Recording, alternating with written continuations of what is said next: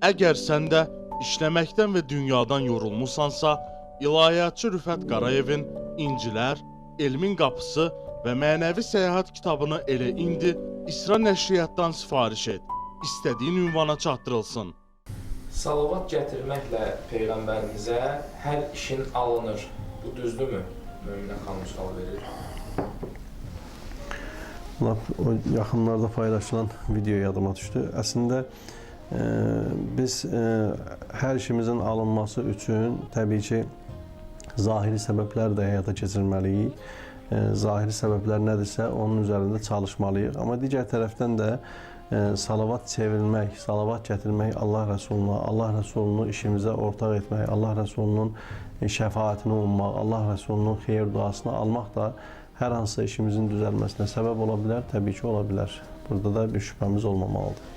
Ölmüş ana və atamıza, rəhmətə getmiş ana və atamıza salavat göndərəndə onlara necə çatır? Ümumiyyətlə, salavat nədir? Salavat duadır. Bunu bilməliyik.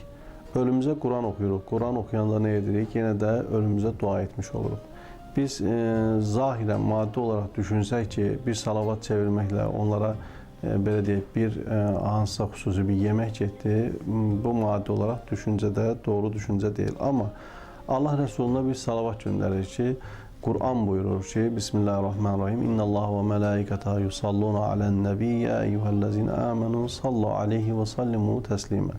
Həqiqətən Allah mələkləri Allahın Rəsuluna salat və salam göndərər. Ey iman gətirənlər, siz də ona, Allahın Rəsuluna salat və salam göndərin.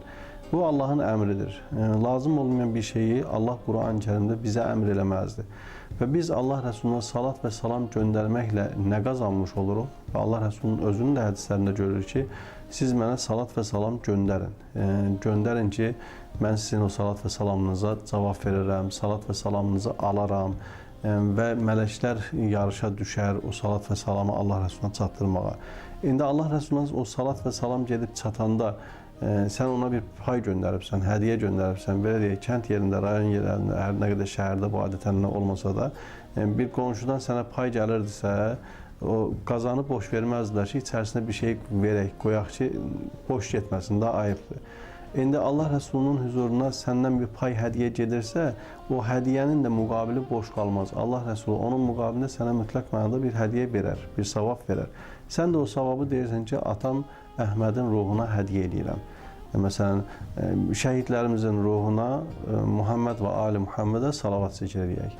14 məsumun ruhuna, paç ruhlarına Muhammed və Ali Muhammedə salavat zikr edək.